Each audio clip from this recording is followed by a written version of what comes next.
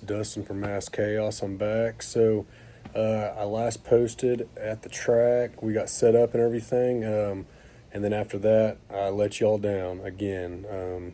Racetrack gets busy, as you guys all probably know.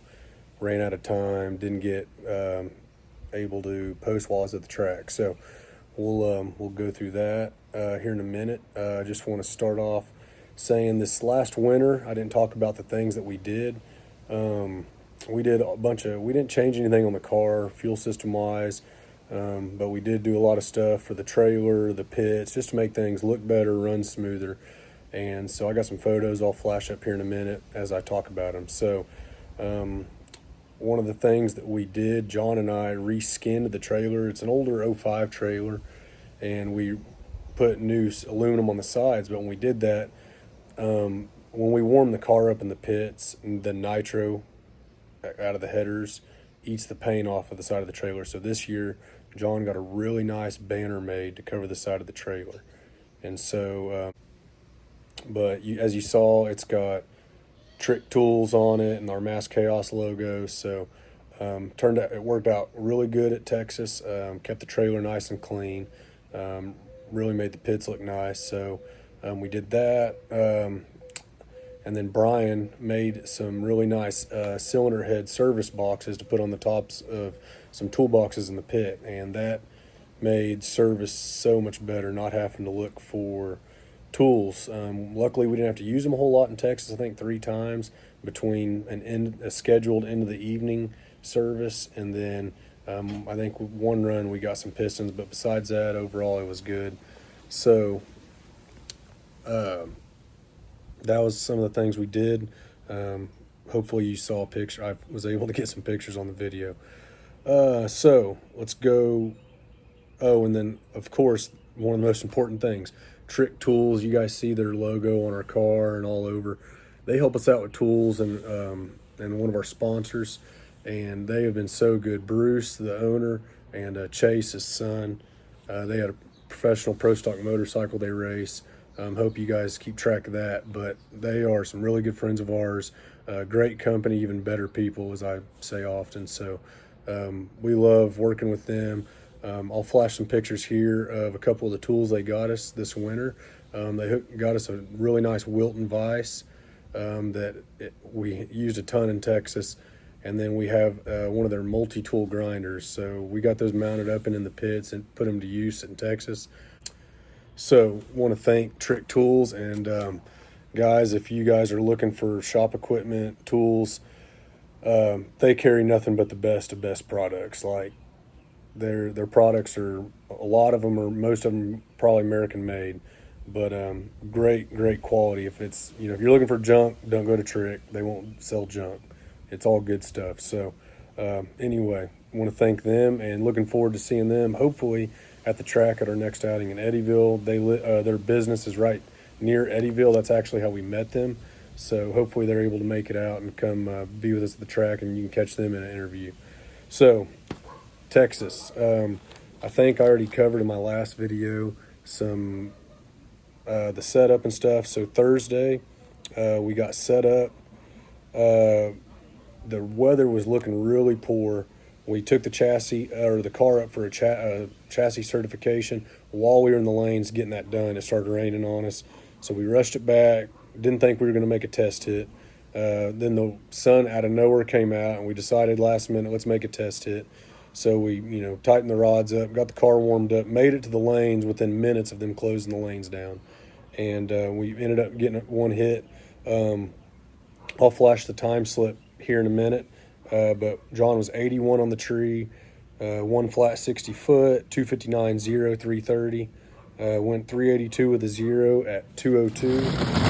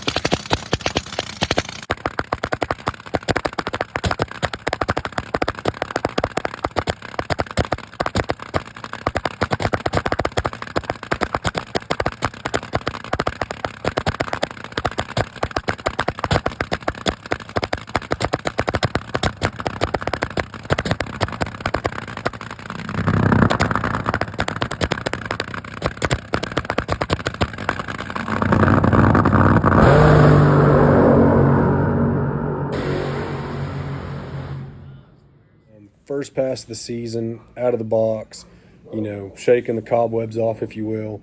We were happy with that. So then fast forward to Friday. The schedule wasn't looking, or the weather wasn't looking good, and the rain lasted most of the day. Well, they ended up getting it. The rain quit. They got the track cleaned off, then it missed, and they got it cleaned off again.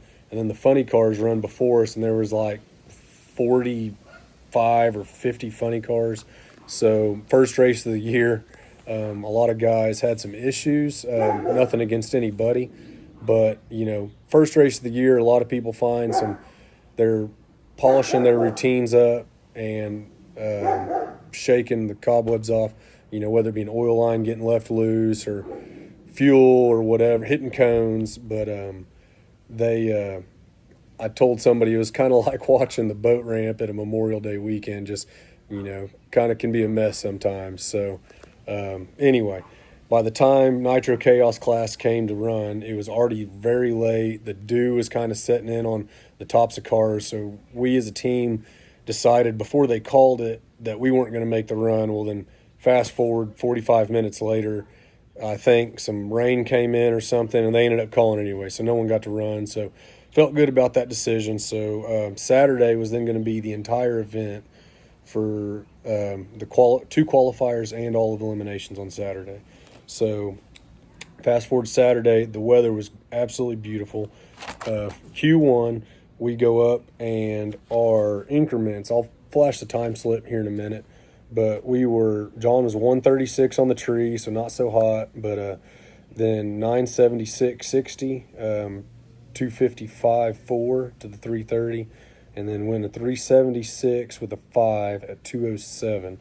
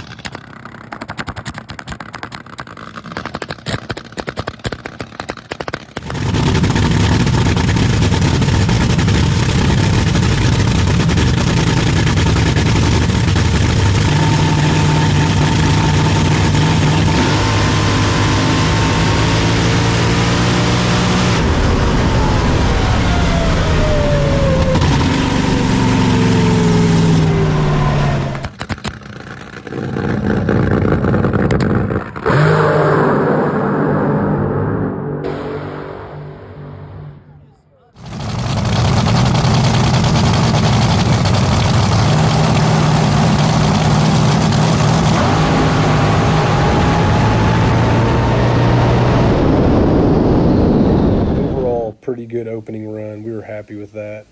I can't remember where it put us in qualifying. I want to say maybe four or five. I didn't remember seeing Chris post qualifying on the web or the Facebook page, so wasn't able to save it. So fast forward, go and service the car, get it up for Q2. Go up there. I think Brian he had me add some clutch weight if I remember right. It's been a while. And then I don't know what he did with percentage and timing, but John launches the car. You'll see in the video.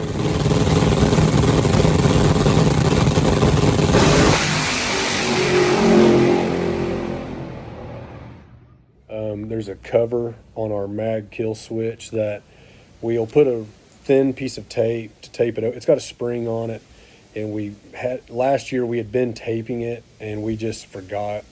And as soon as he launched it, that cover came down, killed the car. So all we got was reaction time, no time.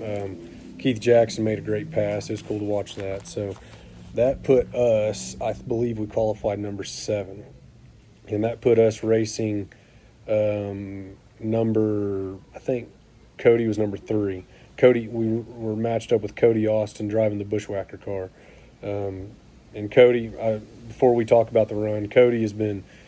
I'm going to give Cody a shout out. He's doing so good in that car this year. I've never driven one of these, but man, he's coming out, making it look easy. You know, Jody's got the car running straight as an arrow, and he's, I think, his 9th or 12th pass, he went 360 with an early lift. I mean, they got that thing running well. They'll be a big-time contender this year. It's be fun running against them. So anyway, we're matched up with Cody. Pops must have hopped it up a little too much. They smoked the tires at the hit, but John was 95 on the tree, went 934.60, 244.1, 330, and then our career best ET in mile an hour. Finally, it felt so good to see a 50 come on the board. We went a 358 with a 4 at 217, almost 218. So that was awesome.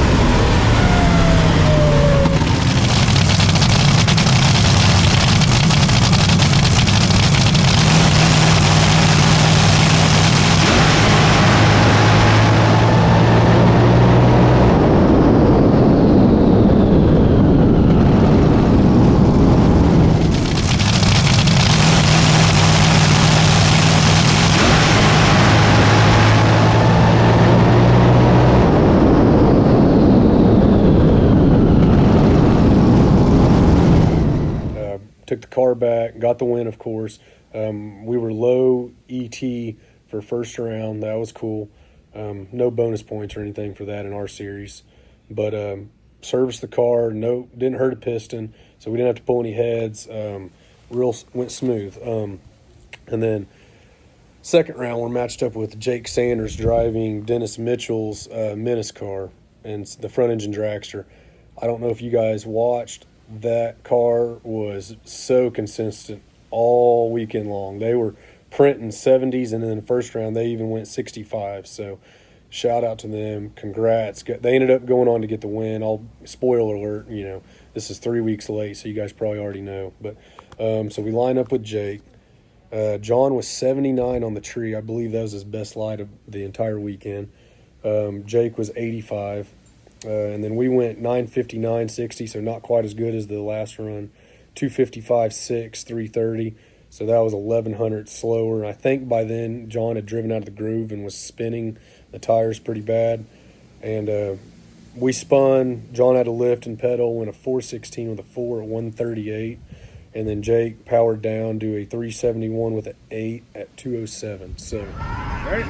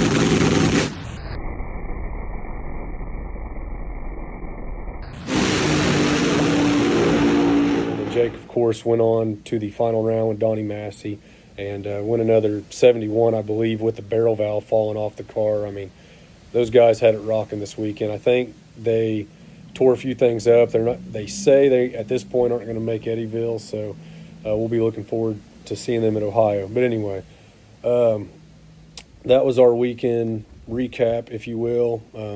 The pit looked great. Services went well. Overall, it was a great opening race for the year to run our career best in the first race of the year. So we're all very excited to have the opportunity to back it up at Eddyville, I hope. Hopefully we can get back into the 50s. Heck, you never know. Maybe in a crazy world we'll get a 40 sometime this year, but 40-something. But that would be a goal for our team. So anyway, that's our recap. Also, sponsors, I already mentioned Trick Tools that are helping us out. And then my dad, he runs a record company here in our town in Guthrie, Oklahoma, Bowman's Record. Been in business for, I think he told me the other day, 38 years, 38 or 39. He's approaching it. So anyway, but he stepped up and helped us sponsor, or he helped sponsor the T-shirts. So this year we're selling T-shirts. So if you have any interest in that, comment below or direct message us on Facebook. We can do online sales and ship also.